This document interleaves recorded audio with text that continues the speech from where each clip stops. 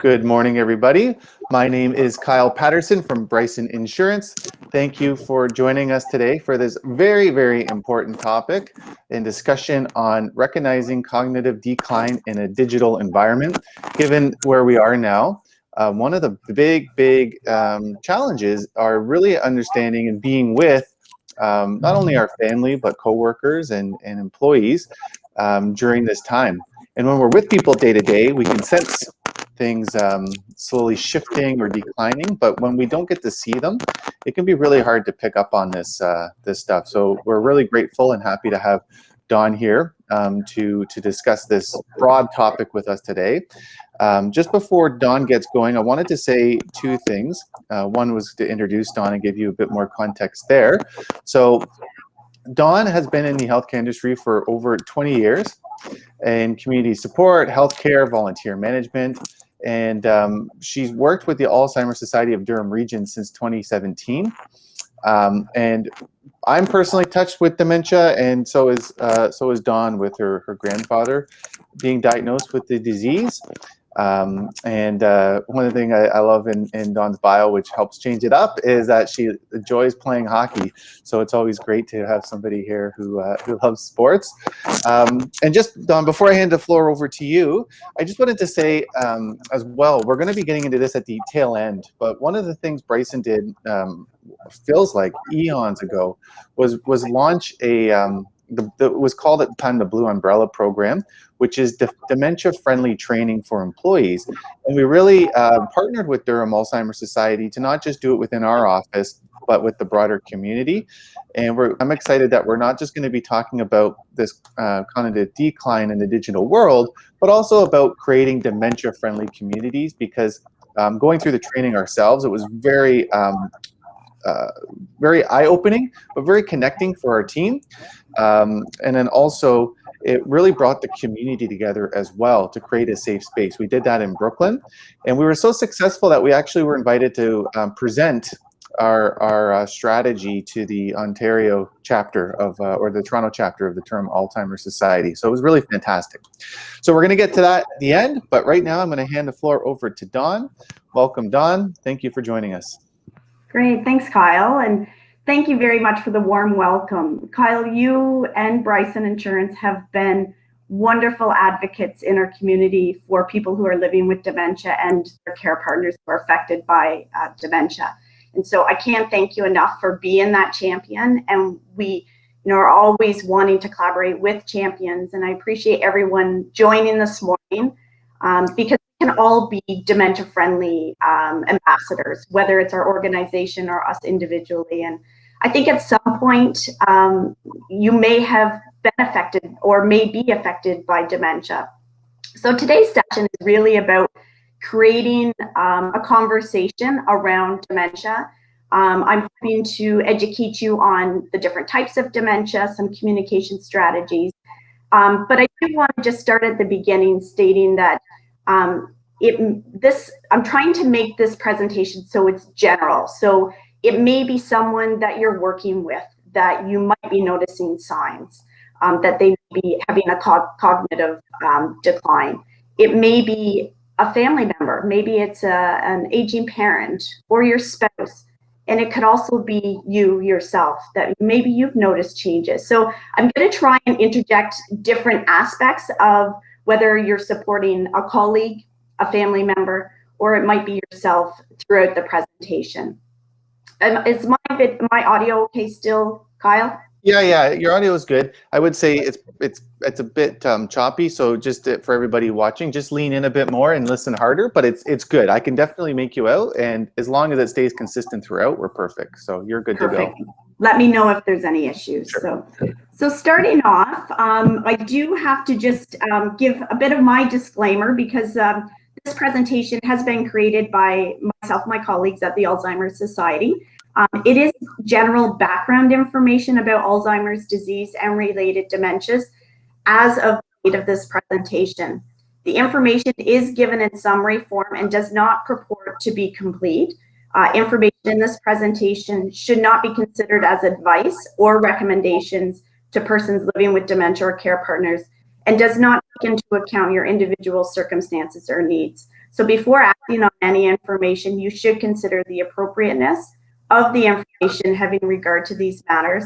Any relevant document, and in particular, should seek independent medical advice. So, all right, so let's start with understanding what is dementia.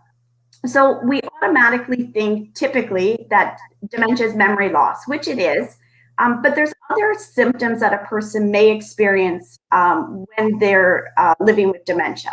So the word finding can be very difficult. It can affect language, recognition. So it may be recognition of family members. It could be recognition of objects and items. It could be recognition of their own community. It can be a change in purposeful movement.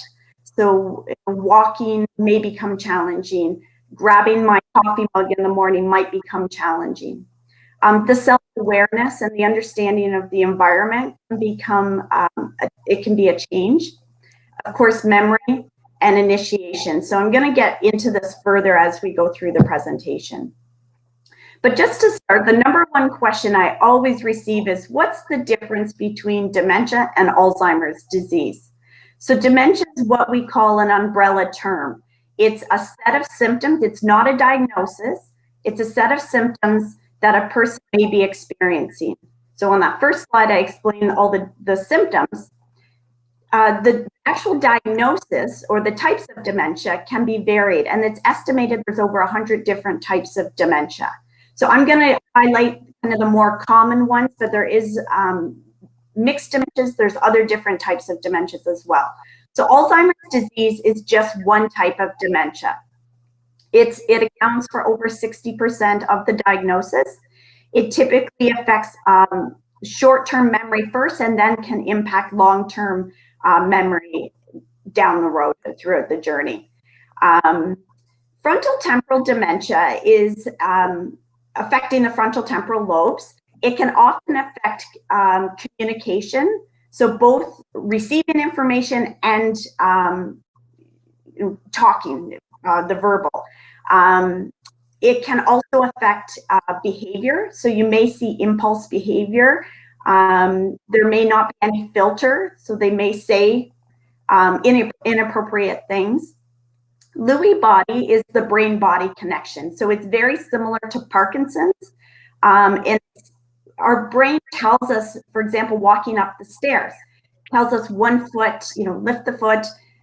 With someone with Lewy body, that brain-body connection is not there. So they may struggle with, they know they have to lift their foot to walk up the stairs, but the body is not reacting. People with Lewy body also, it's very common to have hallucinations. So their reality might be different than what you or I may be seeing. Their memory can also be affected, and sleep can also be another symptom. The lack of sleep, vivid dreams. Vascular dementia is caused by a stroke. So it's generally a sudden onset. Again, it can affect the memory. It comes on very quickly. And then a person can have mixed dementia. So this can be more than one dementia. The other thing that is prevalent, and I think it's a lot of, we're just more aware, is that dementia doesn't just impact older adults, is that it can affect people in their 30s, 40s, 50s. So you as, you may have a colleague who maybe is experiencing changes, and so young onset is common. There's over 16,000 people in Canada living with young onset. And so the challenges are much different. Oftentimes they're raising their children. They may have children in university. They may be working still driving. And so it's it can pose a whole other set of challenges of living with dementia. One thing I wanted to stress around Alzheimer's disease is because it affects the short-term memories first, that is a good connection, and I'll talk more about our communication strategies, but asking someone what they had for breakfast this morning, they may not be able to recall that. But if you ask them about past, so tell me about your childhood, tell me about what you did for work, they could probably recall details, addresses, phone numbers, but struggling to remember the short-term memory can be a challenge for someone living with dementia. Another thing with dementia is that if you meet one person living with dementia, you've met one person living with dementia. Everyone has different symptoms, different progression. The average time a person can live with Alzheimer's disease is 8 to 12 years. So we know of clients who have lived longer than that, sometimes shorter than that. It really depends. And so everyone's journey is different. So what are some of the warning signs? So, and this is really an important slide in recognizing, and often family members will question, you know, they notice changes in memory of their loved one, but what else should they be watching for? So manage memory loss that affects functioning. So their loved one may be struggling with remembering what day it is, what month it is, what year it is. They may not remember appointments or remembering to take medications. They may have difficulty performing familiar tasks. And we often hear families saying, you know, I noticed when I went home for Christmas that mom's famous lemon bread that she's always made tasted different. And so mom may be struggling with measurements. She may not remember to add an ingredient. Communication problems can be very common, as calling a dog a cat and vice versa. Disorientation in time and space. So not recognizing, you know, is it 10 o'clock in the morning? Is it 10 o'clock at night? You know, sometimes people then think they have to go off to work because it's 8 o'clock in the morning when it's actually 8 o'clock at night. So there can be challenges around that recognition of time and space. Impaired judgment. And so this can be varied, and sometimes, as in the diagram, is, you know, not knowing what to wear. On a day like today, you would want to have a coat on or something warmer, but a person with dementia may not recognize the conditions and can go outside. And so this poses a safety issue when it comes to living safely with dementia, going out in the wintertime wearing a t-shirt or shorts. Problems with abstract thinking. So anything where there's multiple steps. And I encourage you to think about your morning today and how many times you had to think about or not think about how it came naturally because you relied on your memory to start your day, right from getting dressed, making your breakfast, you know, thinking of making a pot of coffee. We actually broke it down, and there's 14 steps to making a pot of coffee. If you forget one step, it throws the whole routine off. So thinking about, you know, how memory is impacted in day-to-day functioning. Abstract thinking, perhaps, you know, the spouse was always looking after the finances and now is struggling with paying bills, not recognizing numbers, paying bills sometimes numerous times or not at all. Misplacing things, so not remembering where something has been placed. And sometimes family members or other people coming in, personal support workers, get blamed because, you know I put that money in my dresser and it's gone. Changes in mood and behavior. And so this can really affect the person, both from the diagnosis, from the disease happening within the brain, but also the response to these changes happening. The changes in personality. Sometimes a person will be very outgoing and they start withdrawing, or opposite. They may have been a quiet person. All of a sudden now you notice they're very outgoing and you know, stating how they feel and how they think, and that loss of initiative. And I think this is probably one of the biggest ones that I notice at the Alzheimer's Society is the loss of initiative, not knowing or not participating in activities they maybe once enjoyed and loved. And so it can be a very challenging time for the individual, but also for the family members to keep them connected and keep them going. This disease is so isolating that the last thing that we want families, and especially the person living with dementia, to do is further withdrawal. They need connections, and that's why it's important for all of us as community members to keep people connected, keep them engaged, keep them welcomed in our community, and respect them, because it's a very isolating disease. This is a picture of a healthy brain versus an Alzheimer's brain. And so I'm going to give you the very brief explanation of what is happening within the brain when Alzheimer's disease happens. Plaques and tangles actually form within the brain, and those plaques and tangles interrupt the normal brain function. So healthy brain cells on a good day talk to each other. They're sending messages constantly. But for someone who has developed plaques and tangles within the brain, it's like walls.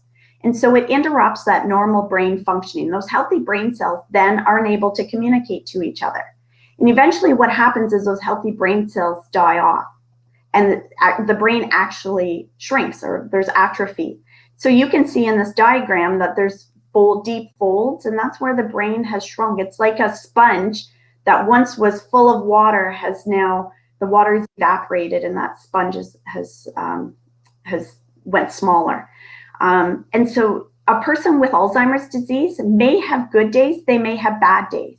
They may have days when they can have a clear conversation, can focus on an activity. You may not notice any, concerns, but the next day it can be the opposite. It's like that, a radio on a radio station coming in on a good day, and on a not so good day that the messages aren't being received.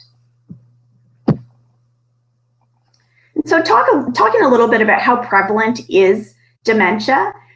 There's 564,000 Canadians living with dementia. That number is expected to multiply by 2031 to 937,000. So as you can tell, it will affect and continues to affect many people.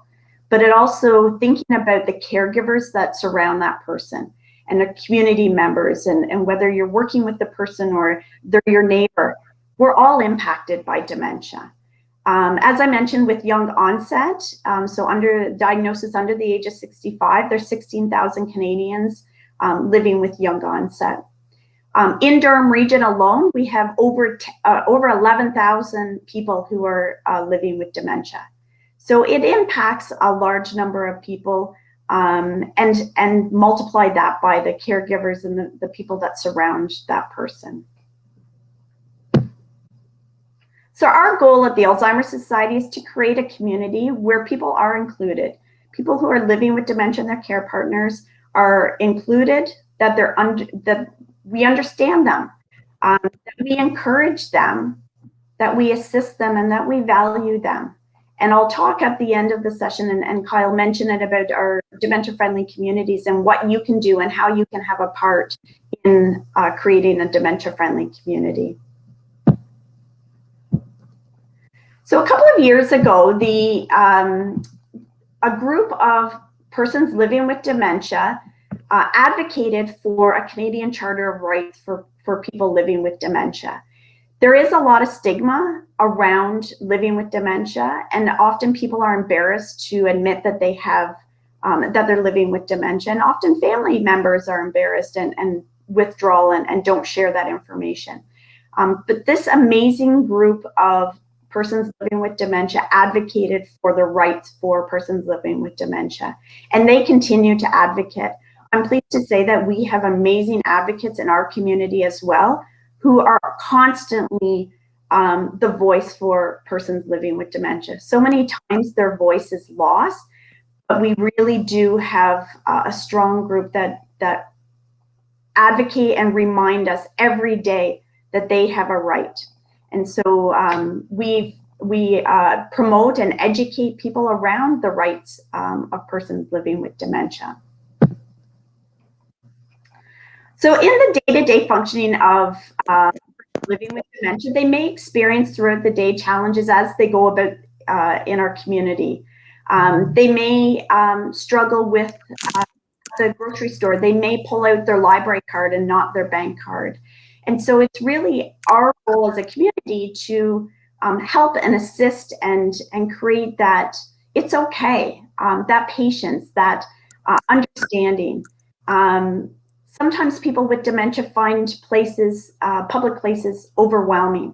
So they may struggle to navigate a community center. If there's a lot of people or a lot of noises, they may find that very challenging and upsetting. They may become disoriented in public spaces, and they may have trouble communicating what they need and what they want, coming up with the right words. And so us as a community can all make a difference and play a part in encouraging people to and supporting people to remain independent and safe. So some communication tips that I'll quickly go over are really important. And, you know, from just a customer service level, I'm sure many of your organizations are already doing this, but it's always a good reminder for all of us is that you know, keeping an environment where it is quieter, or if you work in an environment where it is very loud and busy, is there options for people to have a quieter place to collect their thoughts? Especially if you're asking them questions or asking them to fill out a form, sometimes having that quieter space or that opportunity to be able to either take the paperwork away and complete it in an environment where it's much less noisy and quiet can be very helpful. When you're giving information, keeping it very simple, one step at a time. Sometimes people become overwhelmed with how many steps, or, you know, if a bunch of information is given to them, they may be stuck on that first step and miss the rest of what you had instructed them to do. Making eye contact and using a pleasant tone is really important. And for persons living with dementia, they may not understand what you're saying, but they often reflect the emotions that they pick up. So if you're feeling really stressed or really happy, it's often a mirror. They often pick up that emotion and it's reflected back. So even just having a smile, a calming voice can be very influential in the response that you also get back from the person. Of course, being patient and showing respect, reducing distractions, listening, offering to help is all important. Sometimes, and I mentioned especially if a person has hallucinations or may not recognize who you are, maybe they recognize you as their sister, their brother, their mother. One of the things that we always suggest to people is not to correct. Sometimes that's our automatic reaction, is to correct the person, but it's more important that you connect with them and just validating what they're saying or what they're feeling. That is so influential. If you correct them, then that makes them feel like the information that their brain is given to them is not right, and then it can cause some distress. And so you may get pushback, you may get the person getting upset. So really connecting, don't correct, is really important. Looking at the physical environment, and if you are in a workplace where you do have members of the public coming into, when it's safe to do so, obviously, but having members of the public coming into your office spaces, thinking about taking a look around your office and the environmental considerations. How welcoming is your office to persons who are living with dementia?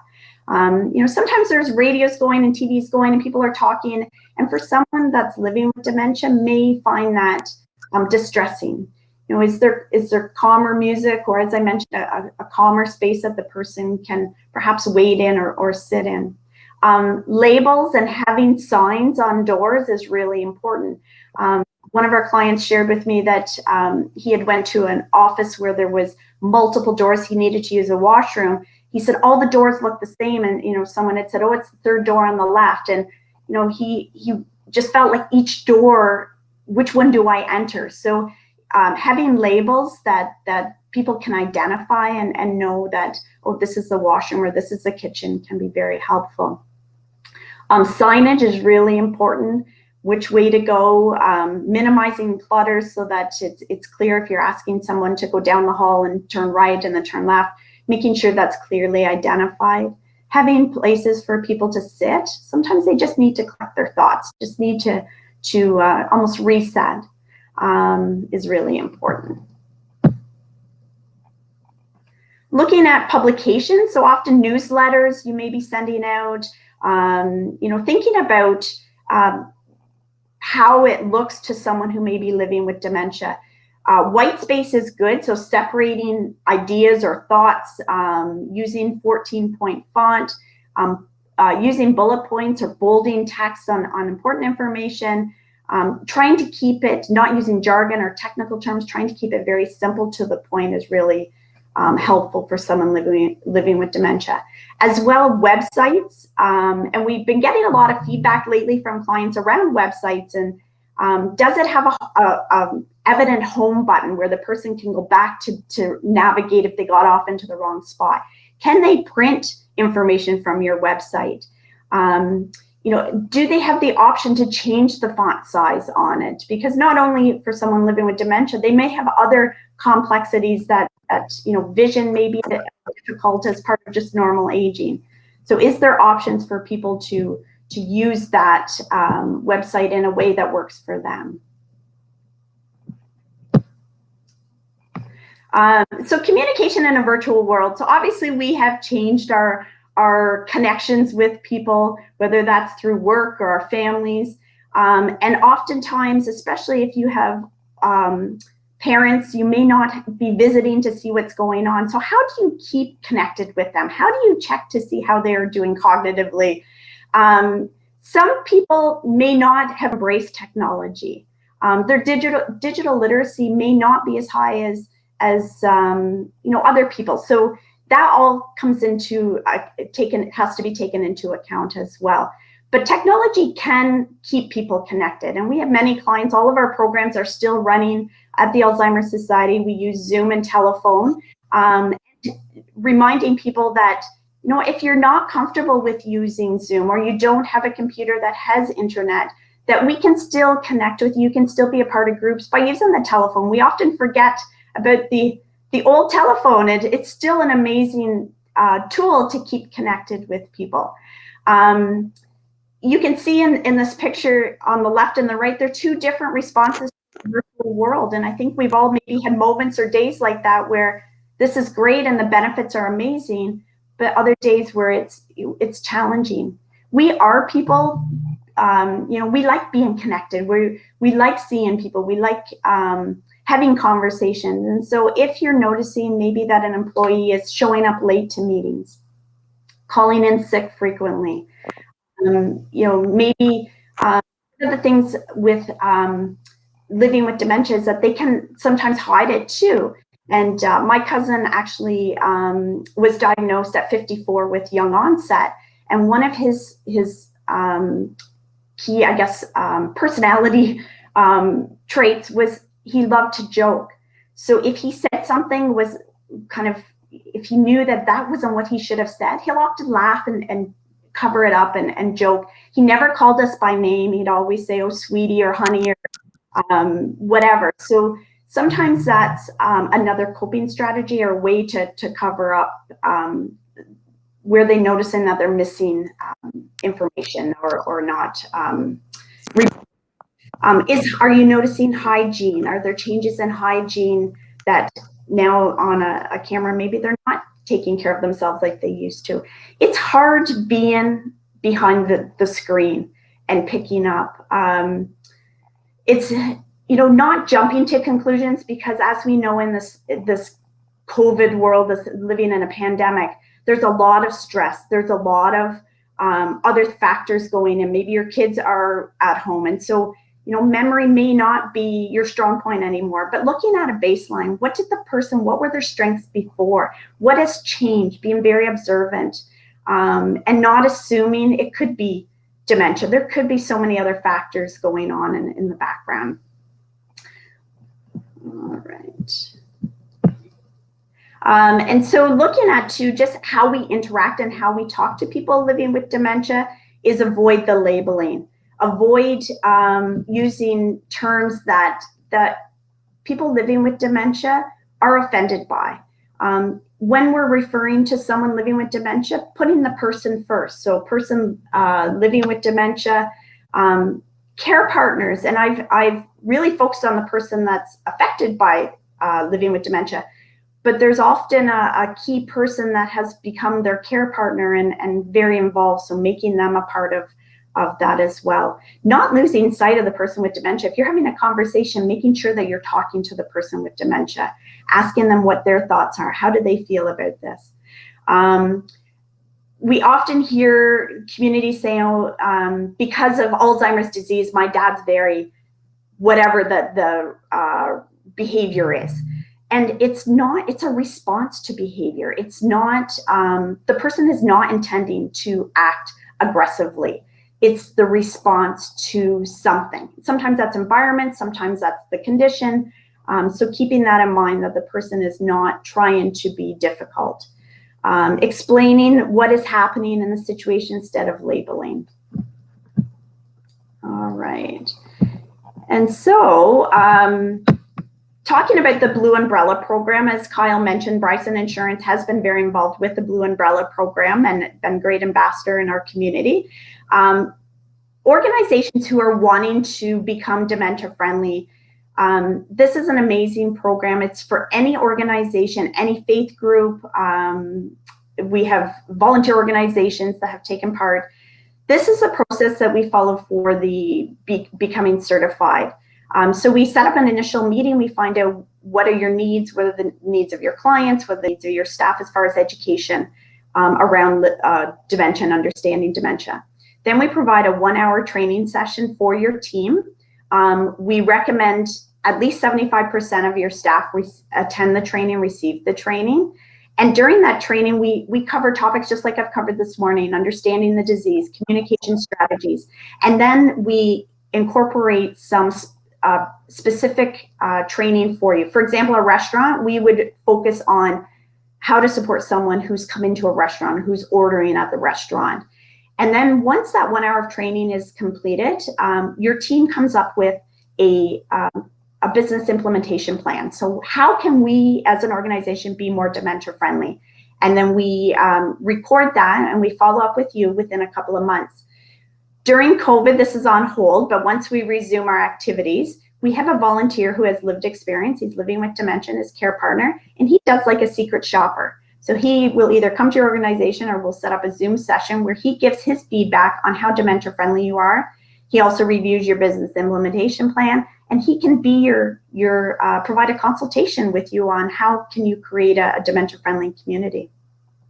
Once that's completed and everything has been done, then you become certified in being dementia friendly. We have a directory that families often turn to us to find out what businesses in Durham region are dementia friendly, and we provide ongoing support. We check in with you once a year, and then we provide other educational opportunities for you. And so there's other ways to support. We have our Walk for Alzheimer's. Our walk is sponsored by IG Wealth Management. That is coming up during the month of May. It's virtual. So there's 2 aspects this year that we're doing. We're doing a scavenger hunt. So every day through our social media channels, there will be a scavenger, something that you need to participate in, or that we encourage you to participate in, that you can gain points from participating. Or you can choose to walk. And we encourage people to walk 11,275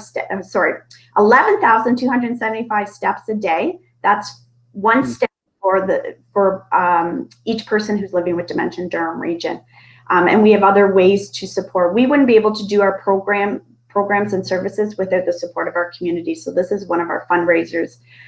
So our website address is there. And then we offer a variety of different programs at the Alzheimer's Society. So if you or a loved one or your organization has specific questions about our programs and services, I encourage you to reach out.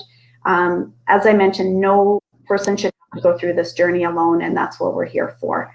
All of our programs are free or minimal cost. We do have subsidy, but it's a way for people to connect, to feel a part, to gain peer-to-peer support and education, and empower them to live the best life possible.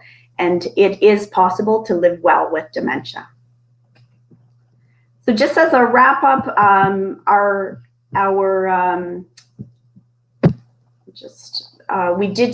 have used references from different organizations and websites as part of this presentation.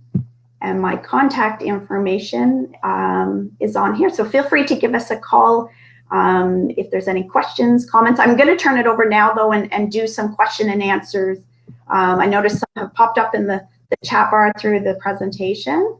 Yeah, fantastic, Dawn. That was thank you for filling in a lot of content in a very short duration of time. That was extremely useful, though, and so there is a number of questions that have come in, and I'm going to try to group them together into their categories because I think it will just make it easier for the conversation. So the first sort of set of questions are around Alzheimer's and dementia in general, and you know, the sort of the background and history on an individual level. So somebody was asking if Alzheimer's, if it's true that it can't actually be diagnosed until someone actually passes away. Is that accurate? It is accurate. To get a true, it is postmortem, but there are markers throughout the diagnosis that primary care or your specialist may send you for to look. As I mentioned, brain atrophy is one of those key markers. So you may be sent for different tests to see, but a true diagnosis is postmortem. Okay, and in that too, they were referencing, well, I guess these lead into each other. So plaques and tangles is a term that you may have reference to, but I don't know what that's speaking to. But is there any preventative measures to avoid the growth of these, and what causes them in the first place? I'm not sure if you are able to answer that. Yeah, so there's lots of brain health promotion that we do, and if you think of heart health and what we've heard over the years of heart health, of eating well, exercising, keeping your brain active, socializing, and unfortunately all those things that we promote are what we're challenged to be doing right now during a pandemic. But keeping your brain active every day, doing something. I mean, it can be as simple as grabbing the doorknob with your less dominant hand.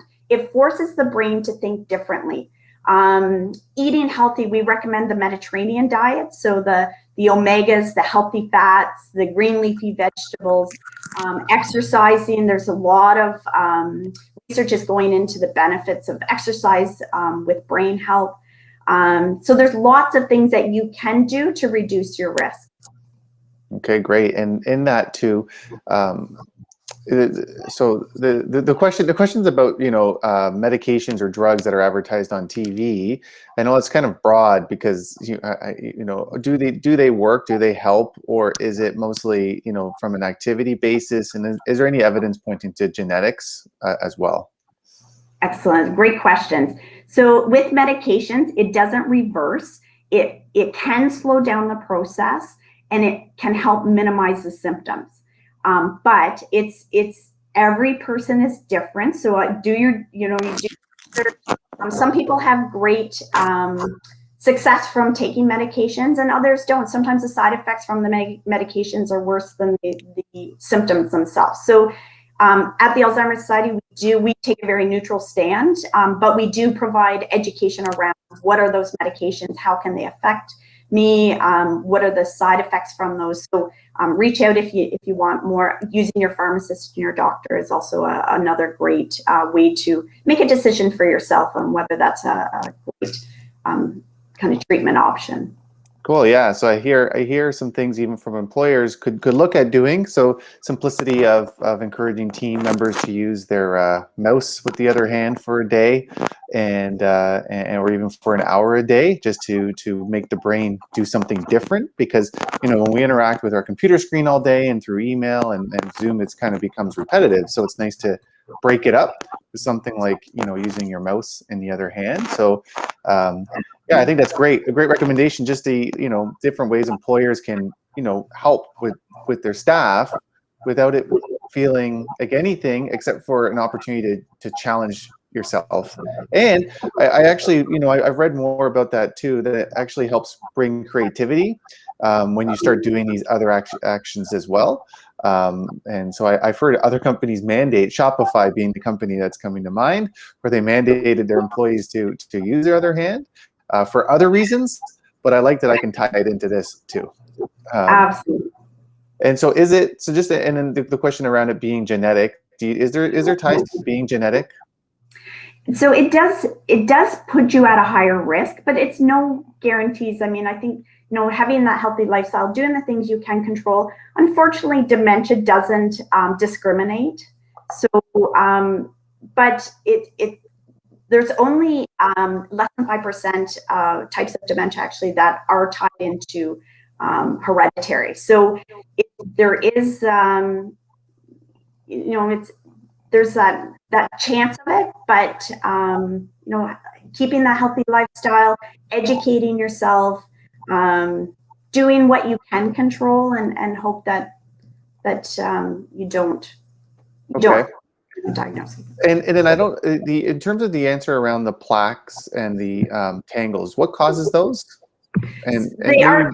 Yeah, what are they? Yeah, good question. So they're protein deposits within the brain.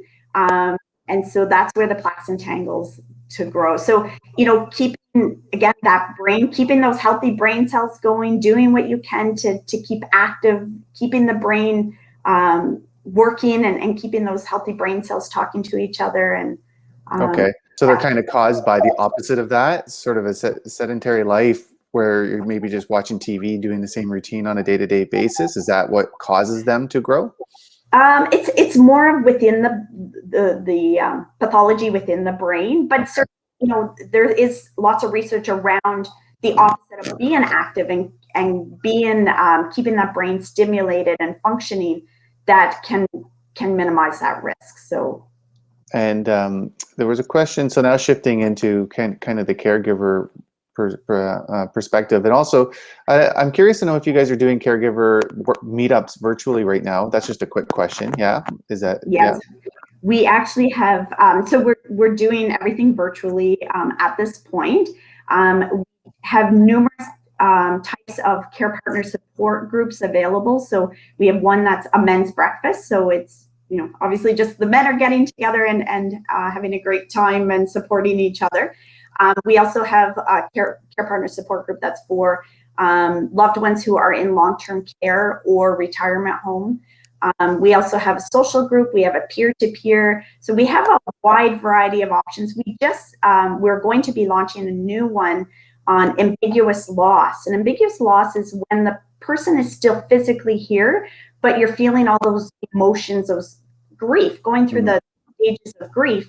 And so that care partner support group is going to be starting up in May. So we've had a lot of interest from caregivers who want to talk about their emotional responses and how they're feeling and the losses that they're experiencing as well.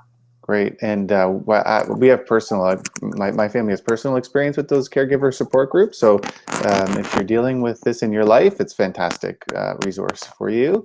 And someone was just asking about activities. So those people who are with dementia, is there certain types of activities that are maybe better than others that are therapeutic for them? And they were referencing golf as an example, but is there things that are better than others? Yeah, so there's so many different types, and there's a lot of research going in. Montessori activities where a person feels purposeful. It's sometimes it's folding towels. Something to do. If someone doesn't enjoy that, obviously don't give them that activity. But there's things that you can do to connect. If they loved golf, absolutely. I just heard of a family that their loved one is living with dementia, dad, and he loves hockey. So he goes out, the wife helps him get equipment on, and he goes out and plays rec hockey once a week. So go with what they enjoy. And there's music is another thing. We have an iPod project at the Alzheimer Society. That music can be very therapeutic. It can be very calming. It can provide respite for their loved one, especially because the caregivers aren't getting the respite that they need right now. So there's lots, and we have so many resources at the Alzheimer Society around meaningful activities and how to engage people in that. But I think starting with what have they loved in the past, maybe they're not doing anymore. Start with that, or what, finding that connection and building from there. Great. And I just have two things. One is, so now it's turning it from the client-facing side. So somebody was asking earlier about, And you kind of addressed it briefly, but instead of Zoom and technology, which can be complicated, just having the simplicity of a phone call. But if you're actually talking to a client, we'll say client, and you're starting to notice that they're having this cognitive decline, or things just aren't the way that they used to be, is there anything around that you can recommend?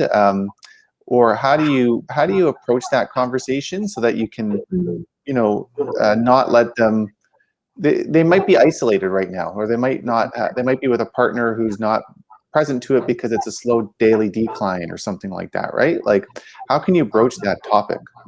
Yeah, great question. I think it starts with just that connection. Like, I can hear in your voice you sound really, tired, or you sound, upset or frustrated, or whatever you're picking up on. I think being very connecting, just as, are you okay? How are you doing? How are you managing through this?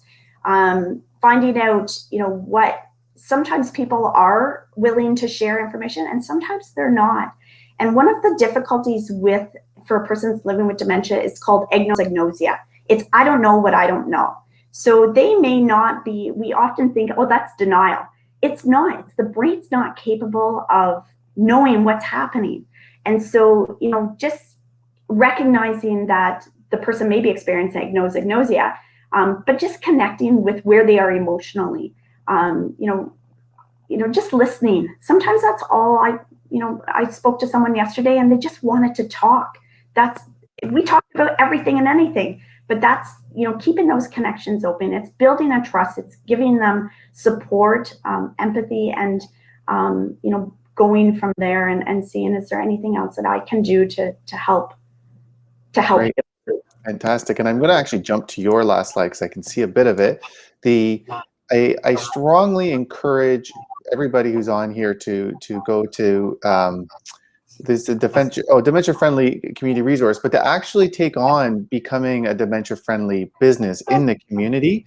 The exercise of doing it is phenomenal.